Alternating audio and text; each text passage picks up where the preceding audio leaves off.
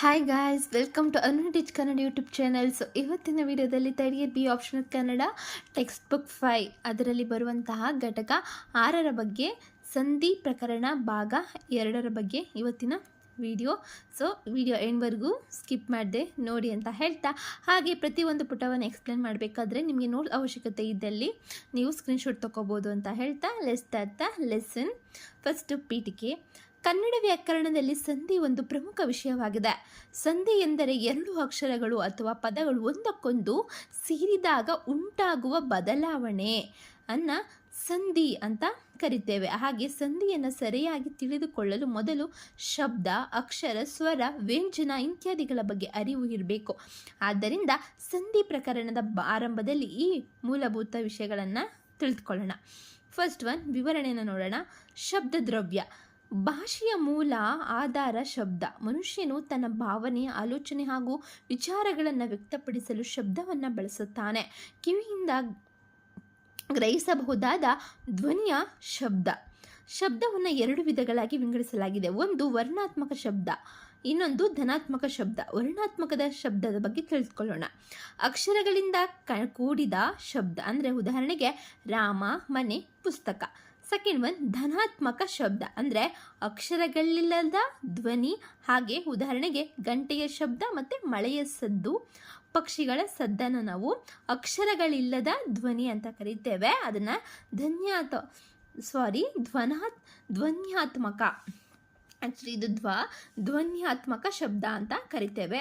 So ಧ್ವನ್ಯಾತ್ಮಕ ಶಬ್ದದಲ್ಲಿ ಗಂಟೆಯ ಶಬ್ದ, ಮಳೆಯ ಶಬ್ದ, ಪಕ್ಷಿಗಳ ಸದ್ದು, ಅದನ್ನು ಅಕ್ಷರಗಳಿಲ್ಲದವನ್ನ ಧ್ವನ್ಯಾತ್ಮಕ ಶಬ್ದ ಅಂತ ಕರಿತೇವೆ.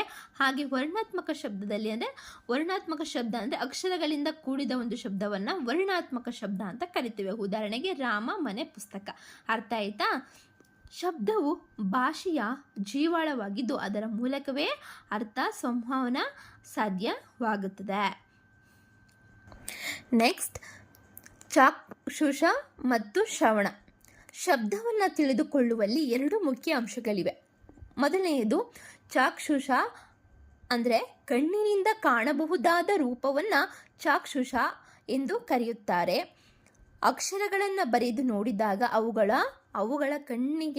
ಅವುಗಳ ರೂಪ ಕಣ್ಣಿಗೆ ಕಾಣುತ್ತದೆ. ಉದಾಹರಣೆಗೆ ಆ, ಆ, ಈ, ಖ, ಘ, ಘ. ಇವು ಅಕ್ಷರಗಳ ದೃಶ್ಯ ರೂಪಗಳಾಗಿವೆ. ಸೆಕೆಂಡ್ ಒನ್, ಶ್ರವಣ. ಕಿವಿಯಿಂದ ಕೇಳಬಹುದಾದ ಧ್ವನಿಯನ್ನು ಏನಂತ ಕರಿತೇವೆ? ಶ್ರವಣ ಅಂತ ಕರಿತೇವೆ. ಅಕ್ಷರಗಳನ್ನು ಉಚ್ಚರಿಸಿದಾಗ ಉಂಟಾಗುವ ಧ್ವನಿ ಕಿವಿಗೆ ಕೇಳುವುದನ್ನು ನಾವೇನಂತ ಕರಿತೇವೆ? ಶ್ರವಣ ಅಂತ ಕರಿತೇವೆ. ಉದಾಹರಣೆಗೆ ಆ, ಕ, ಗ ಎಂಬ ಧ್ವನಿಗಳು.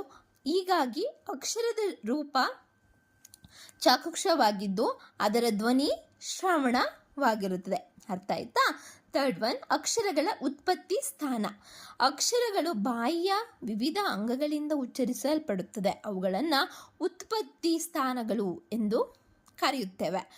ಮುಖ್ಯ ಉತ್ಪತ್ತಿ ಸ್ಥಾನಗಳನ್ನು ನೋಡೋಣ.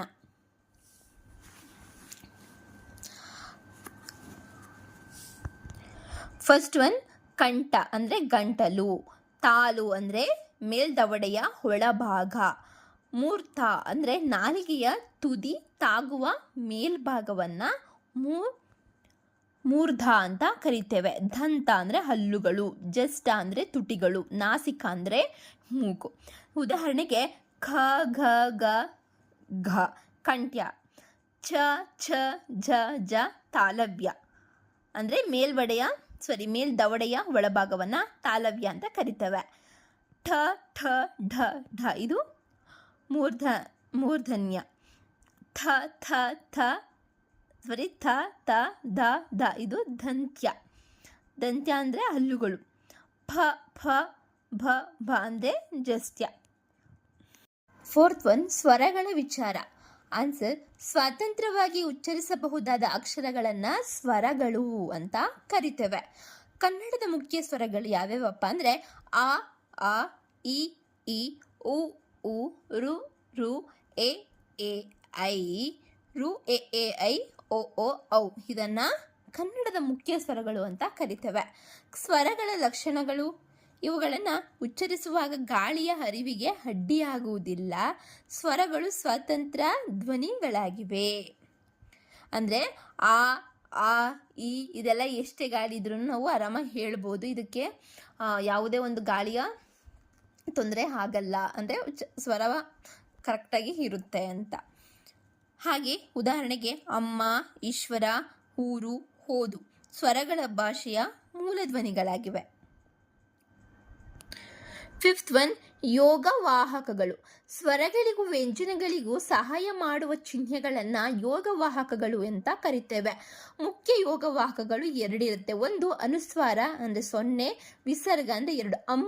ಪಕ್ಕ ಬರೋದು 1 0 ಬರುತ್ತಲ್ಲ ಅದನ್ನು ಅನುಸ್ವಾರ ಅಂತ ಕರಿತೇವೆ. ಅಹಾದಲ್ಲಿ ಅಹಾ ಪಕ್ಕ 2 ಮೇಲೆ 1 0 ಬರುತ್ತಲ್ಲ ಅದನ್ನು ನಾವು ವಿಸರ್ಗ ಅಂತ ಕರಿತೇವೆ. ಇಲ್ಲಿ ನೋಡಬಹುದು. ಇಲ್ಲಿ ಉದಾಹರಣೆಗೆ ಸಂಸ್ಕೃತ, ಹಾಗೆ ಸಂಧ್ಯಾ, ಹಾಗೆ ದುಃಖ ಮತ್ತು ಪಾತ್ರ ಕಾಲ. ಇದು ಸ್ವಾತಂತ್ರ್ಯ ಅಕ್ಷರಗಳಲ್ಲ, ಆದರೆ ಉಚ್ಚಾರಣೆಗೆ ಸಹಾಯಕವಾಗುತ್ತದೆ. 6th ಒನ್, ವ್ಯಂಜನಗಳ ವಿಚಾರ. ಸ್ವರಗಳ ಸಹಾಯದಿಂದ ಮಾತ್ರ ಉಚ್ಚರಿಸಬಹುದಾದ ಅಕ್ಷರಗಳನ್ನು ವ್ಯಂಜನಗಳು ಅಂತ ಕರಿತೇವೆ. ಅರ್ಥ ಆಯ್ತಾ? ಕನ್ನಡ ವ್ಯಂಜನಗಳು ಕ ಇಂದ ಕ್ಷವರೆಗೆ ಇರುವಂಥದ್ದನ್ನು ನಾವು ಕನ್ನಡದ ವ್ಯಂಜನಗಳು ಅಂತ ಕರಿತೇವೆ. ಇಲ್ಲಿ ನೋಡ್ಬೋದು. ಅರ್ಥ ಆಯ್ತಾ? ಅಮ್ಮಹವನ್ನು ನಾವು ಆ ಇಂದ ಅವ್ವರೆಗೂ ಅಮ್ಮಹ ಅವ್ವರೆಗೂ ಅವು ಸ್ವರಗಳು ಅಂತ ಕರೀತೇವೆ. ಅಮ್ಮಹ ಏನಿದೆ ಅದನ್ನು ನಾವು ಅನುಸ್ವಾರ ವಿಸರ್ಗ ಅಂತ ಕರಿತೇವೆ. ಹಾಗೆಯೇ ಖ ಇಂದ ಳವರೆಗೂ ಇರುವುದನ್ನು ನಾವು ಕನ್ನಡದ ವ್ಯಂಜನಗಳು ಅಂತ ಕರಿತೇವೆ. ಹಾಗೆ ಕಾಗುಣಿತಗಳು, ಒತ್ತಕ್ಷರಗಳು, ರಗಸದ ಗೊತ್ತಲ್ವ ನಿಮಗೆ? ಅಷ್ಟೇ. ಸೊ ಇದು ಮೇನ್ ಬೇಸಿಕ್ ತಿಳ್ಕೊಳ್ಳುವಂಥದ್ದು. ಇದು ನಮಗೆ 5th ಬುಕ್ ಏನಿದೆ ನಮಗೆ ಅದು ನಮಗೆ ಕನ್ನಡದ ವ್ಯಾಕರಣಗಳ ಬಗ್ಗೆ ನಮಗೆ ತಿಳಿಸ್ಕೊಡುವಂಥದ್ದು. ಅರ್ಥ ಆಯ್ತಾ? ಸೊ ಫಸ್ಟು ಇಷ್ಟು ನಾವು ಮೇನ್ ಬೇಸಿಕ್ ಕಾಮನ್ ಸೆನ್ಸ್ ಅಂತ ಏನಿಂತೀವಿ ಅಂತೀವಿ ನಾವು ಕನ್ನಡದಲ್ಲಿ. ಸೊ ಇಸು ಉದಾಹರಣೆಗೆ ಕ ಪ್ಲಸ್ ಆ ಖ ನೋಡಿ. ಖ ಇಲ್ಲಿ ಖ ಅಂತ ಬಂದಲ್ಲಿ ಕ ಪಕ್ಕ ಆ ಕೂಡ ಸೇರ್ಕೊಳ್ಳುತ್ತೆ. ಸೊ ಅದಕ್ಕೆ ಅವರು ಉದಾಹರಣೆಗಳ ಮೂಲಕ ಕ ಪ್ಲಸ್ ಆ ಖ, ಮಾ ಪ್ಲಸ್ ಆ ಮಾ. ಅರ್ಥ ಆಯ್ತಾ? ಸ್ವರಗಳ ಸಹಾಯವಿಲ್ಲದೆ ವ್ಯಂಜನಗಳನ್ನು ಪೂರ್ಣವಾಗಿ ಉಚ್ಚರಿಸಲು ಸಾಧ್ಯವಿಲ್ಲ. ನೋಡಿ ಅಲ್ವಾ? ನಮಗೆ ಇದು ಕ ಪಕ್ಕನೂ ಆ ಬರುತ್ತೆ, ಮಾ ಪಕ್ಕನೂ ಆ ಬರುತ್ತೆ, ಘ ಪಕ್ಕನೂ ಆ ಬರುತ್ತೆ. ಸೊ ನಮಗಿಲ್ಲಿ ಸ್ವರಗಳ ಜೊತೆ ವ್ಯಂಜನಗಳು ಇದ್ದಾಗೇನೆ ಸ್ವರಗಳ ಸಹಾಯವಿಲ್ಲದೆ ನಾವು ವ್ಯಂಜನಗಳನ್ನು ನಾವು ಪೂರ್ಣವಾಗಿ ಉಚ್ಚರಿಸಲು ಸಾಧ್ಯ ಆಗೋಲ್ಲ. ಅರ್ಥ ಆಯ್ತಾ? ಸೊ ಸಾಧ್ಯ ಆಗೋದು ಬರೀ ಹಹ ಅಷ್ಟೇ. ಅರ್ಥ ಆಯ್ತಲ್ಲ? ಸೊ ಇವಾಗ 7th ಒನ್ ನೋಡೋಣ. ಮಹಾಪ್ರಾಣಗಳು ಹಾಗೆ ಅನುನಾಸಿಕಗಳು. ಅಂದರೆ ಮಹಾಪ್ರಾಣಗಳು ಹೆಚ್ಚಿನ ಉಸಿರಿನೊಳಗೆ ಉಚ್ಚರಿಸಲ್ಪಡುವ ಅಕ್ಷರಗಳನ್ನು ಮಹಾಪ್ರಾಣಗಳು ಅಂತ ಕರಿತೇವೆ. ಅವುಗಳೆಂದರೆ ಖ, ಖ, ಛ, ಜ, ಠ, ಢ, ಥ, ಧ, ಫ, ಭ. ಉದಾಹರಣೆಗೆ ಖಡ್ಗ, ಭಕ್ತಿ, ಧರ್ಮ. ಇದನ್ನು ಹೆಚ್ಚಿನ ಉಸಿರಿನೊಂದಿಗೆ ಉಚ್ಚರಿಸಲ್ಪಡುವ ಅಕ್ಷರಗಳನ್ನು ಮಹಾಪ್ರಾಣ ಅಂತ ಕರಿತೇವೆ. ಈಗ ಅನುನಾಸಿಕ ಅಂದರೆ ಮೂಗಿನ ಸಹಾಯದಿಂದ ಉಚ್ಚರಿಸಲ್ಪಡುವ ಅಕ್ಷರಗಳನ್ನು ನಾವು ಏನಂತ ಕರೀತೇವೆ?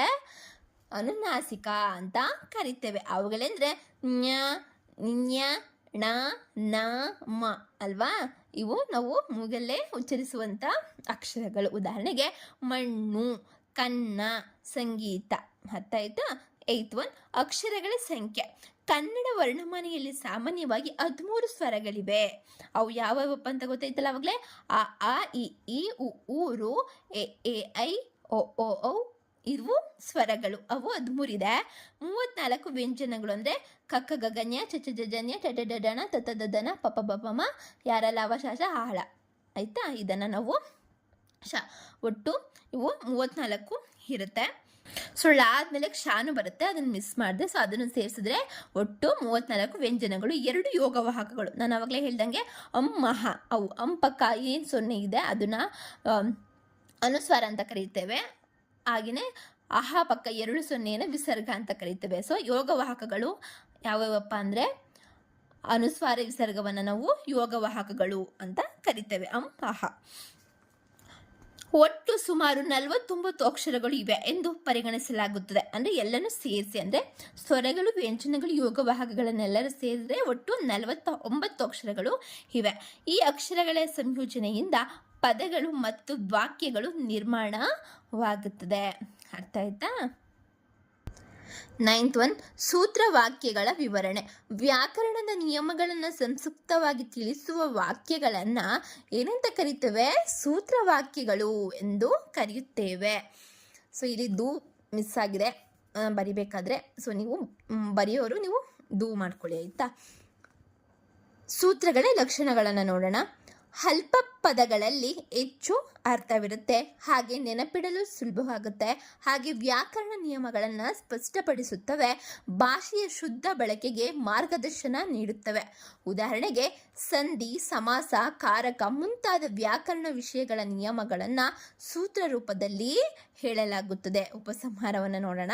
ಸಂಧಿ ಪ್ರಕರಣವನ್ನು ಅರ್ಥ ಮಾಡಿಕೊಳ್ಳಲು ಶಬ್ದ, ಅಕ್ಷರ, ಸ್ವರ, ವ್ಯಂಜನ, ಯೋಗವಾಹಕ, ಮಹಾಪ್ರಾಣ, ಅನುನಾಸಿಕ ಹಾಗೂ ಅಕ್ಷರಗಳ ಉತ್ಪತ್ತಿ ಸ್ಥಾನಗಳ ಕುರಿತು ತಿಳಿದುಕೊಳ್ಳುವುದು ಅತ್ಯಗತ್ಯ. ಇವು ಭಾಷೆಯ ಮೂಲ ಅಂಶಗಳಾಗಿದ್ದು ಸಂಧಿಯ ನಿಯಮಗಳನ್ನು ಸರಿಯಾಗಿ ಅರ್ಥೈಸಲು ಸಹಕಾರಿಯಾಗುತ್ತವೆ. ಕನ್ನಡ ಭಾಷೆಯ ಶುದ್ಧ ಉಚ್ಚಾರಣೆ, ಬರವಣಿಗೆ ಮತ್ತು ವ್ಯಾಕರಣ ಜ್ಞಾನವನ್ನು ಬೆಳೆಸಲು ಈ ವಿಷಯಗಳು ಬಹಳ ಮಹತ್ವದ್ದಾಗಿದೆ. ಸೊ ಇವತ್ತಿನ ಈ ವಿಡಿಯೋ ಇದು ಅಂದರೆ ಸಂಧಿ ಪ್ರಕರಣ ಭಾಗ 2ರಲ್ಲಿ ನಾವು ಇಷ್ಟೊಂದೆಲ್ಲ ತಿಳ್ಕೊಂಡ್ವಿ ಅಲ್ವಾ? ಇದು ನಿಮಗೆ ಎಕ್ಸಾಮ್ಗೆ ತುಂಬ ಹೆಲ್ಪ್ ಆಗುತ್ತೆ. ಹಾಗೆ ನಮ್ಮ ಕನ್ನಡದ ವ್ಯಾಕರಣದ ಬಗ್ಗೆ ಬೇಸಿಕ್ ಏನಿದೆ ಅದನ್ನು ನಾವು ತಿಳ್ಕೊಂಡ್ವಿ ಈ ಒಂದು ವಿಡಿಯೋದಲ್ಲಿ. ಸೊ ನಿಮ್ಗೆ ಇಷ್ಟ ಆದರೆ ಲೈಕ್ ಮಾಡಿ, ಹಾಗೆ ನಿಮ್ಮ ಅನಿಸಿಕೆಗಳನ್ನ ಕಮೆಂಟ್ ಮೂಲಕ ತಿಳಿಸಿ, ಹಾಗೆ ನಿಮ್ಮ ಫ್ರೆಂಡ್ಸ್ಗಳಿಗೂ ಕೂಡ ಶೇರ್ ಮಾಡಿ, ಹಾಗೆ ಎಕ್ಸಾಮ್ಗೆ ಚೆನ್ನಾಗಿ ಓದ್ಕೊಳ್ಳಿ. ಹಾಗೆ ಇನ್ನು ಮುಂದಿನ ವಿಡಿಯೋದಲ್ಲಿ ನಿಮಗೆ ಈ 5th ಟೆಕ್ಸ್ಟ್ ಬುಕ್ ಎಲ್ಲ ಮುಗಿಸ್ತೇನೆ, ಹಾಗೆ with notes and explain. Okay, ಹಾಗೆಯೇ ನಾನು ಮೂರು ಕ್ವಶನ್ ಪೇಪರ್ನ ಸಾಲ್ವ್ ಮಾಡಿರೋದು ನಿಮಗೆ ಇನ್ನು ಅಪ್ಕಮಿಂಗ್ ಡೇಸಲ್ಲಿ ನಾನು ಅಪ್ಲೋಡ್ ಮಾಡ್ತೇನೆ.